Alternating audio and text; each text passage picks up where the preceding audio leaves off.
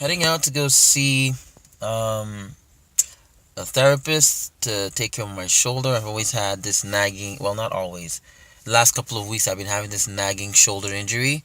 I can't press heavy weight like I used to. So I'm gonna go see Lou, and Lou's gonna take care of me. And yeah, that's how that's gonna go. And then I'm gonna hit the gym for arm session. Yes.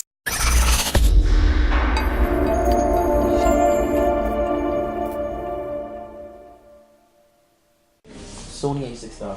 Is that the really expensive one? Oh no, it's not. No. It's not even close. It's expensive, but it's not. Like a thousand in the thousands? It's in the thousands. Okay, yeah. That's the one I wanted. I heard good things about it. Yeah. Okay, so right shoulder. Yes, right shoulder. Worse when you're doing heavier weight. Heavier weight.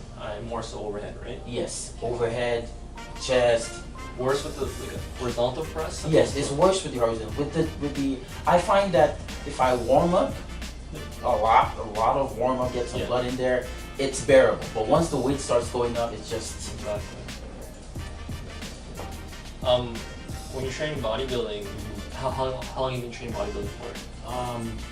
2014 now. Okay, so it's been a while, Yeah. right?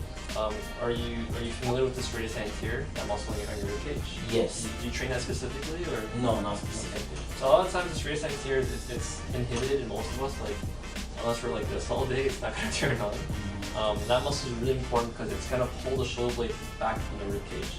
A lot of times, like myself including, if this is my rib cage and this is my scapula is actually off my rib cage. Oh. So when I'm doing one overhead press, it just looks like that happening. In reality, it should look like that happening, right? So if you look at, I'll exaggerate it, but if you look at my shoulder, I'm kind of like stuck in this position, which is not a great position. And now that when I'm doing bench press, there's not enough, not enough mobility in my shoulders. So I have to create it with my shoulder blade. So you never want to bench like this. It feels natural for me to do this, but I should technically be more in that position. Now the thing is, if we lack what we call internal rotation, which looks like this, we'll make it somewhere else. The body's really smart at that, so if I bench like this, and I don't have any more internal rotation, I'll make it from here.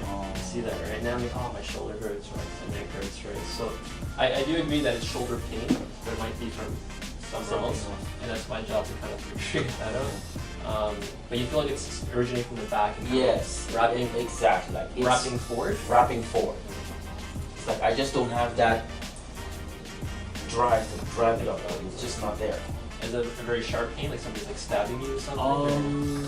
It feels like something is about to come apart. Okay, no, that's not a good sign. That's why I just stopped.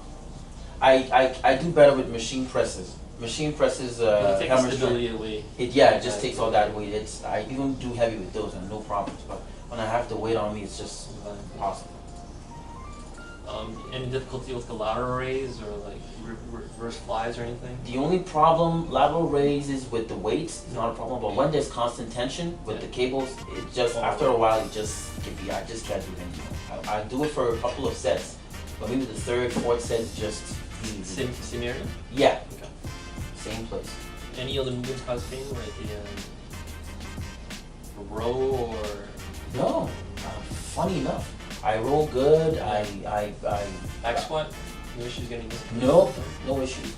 I was having problems before because I was not the most flexible person, but after continually doing squats for a while, it got better. I don't know what better should be, but I just know it's not as tight as it used to be. If you place your back of your hand on your back, does that hurt? Nope. What if you bring your elbows forward? Nope. No problem? Nope. Can you recreate that pain anyhow without weight? Like you have to be like a weird... No, I can't do it. I can't. In the mornings, yeah. When I wake up in the mornings, it's stiff.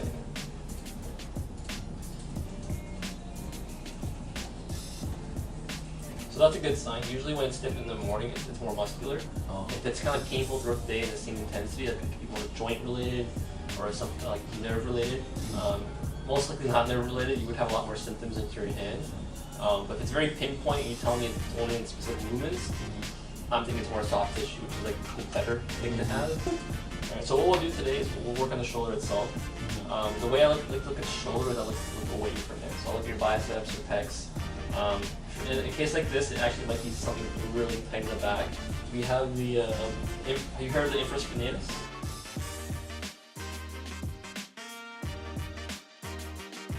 Yes. The infraspinatus is it's technically a rotator cuff, and it's on the back of the shoulder, but if you look at the referral pain, it actually goes in front of the shoulder. So this is the back side of the body, this is the spine of the shoulder blade, and it lives on the shoulder blade. So if I hit a knot in here, it usually sends pain from the front and the back of the shoulder. Like, so even though it's on the back, it goes in the front, right? So that's what I'm kind of suspecting right now. And if this muscle is tight for whatever reason, it's gonna limit internal rotation. So if you don't have this motion, so you're kind of cheating a little bit. You're letting it fall forward. I'm not the most flexible like, person. If you ask me to do it, that's all I have to. It's not like if I cheat, I can go like all the way back if I wanted to, right? So yeah, internal rotation it's not commonly talked about, but it's definitely very crucial, especially in an old pec position for bench press. If you don't have it, you'll just cheat, and then you're like, this hurts, or like that hurts, right? So we'll kind of work on everything, and if I do hit like a sweet spot, let me know, and then we'll figure everything out. Crazy injuries in the past when you were younger, like you fall off the ladder or anything? No, not at all. Not at all. I didn't have any of those weird surgeries. Surgeries, no. Try to raise this pillow up a little bit. It's good.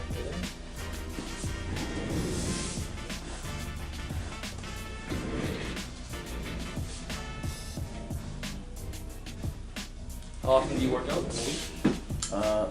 6 days. 6 days a week. And every day is like one muscle group? Or? Yeah, one muscle group, or just, put calves in there or abs in there or something. But usually it's one muscle group. It's like a chest day, back day. Chest day, back, arms, shoulders, legs.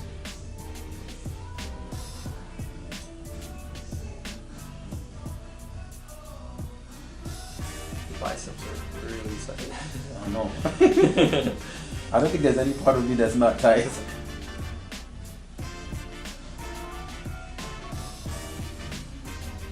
Do you stretch off? I try. It's mediocre, but I try. Like, what's your average workout day look like? You come to the gym, like you warm up and then you stretch, or do you go straight to your workouts? I just go straight to my workout. Warm up or no warm up? I only recently started doing warm up because of this shoulder thing. Exactly. But no, I don't usually do squats. Yeah, I might stretch out my hamstrings a little bit before I start doing anything. My quads, I always stretch my quads every day because they hurt every day. It takes so long to recover. Yeah, but quads are a big muscle group too. Yeah. Right? Yeah. I recently also started restructuring my squats. Yes, I am guilty of not squatting ass to grass.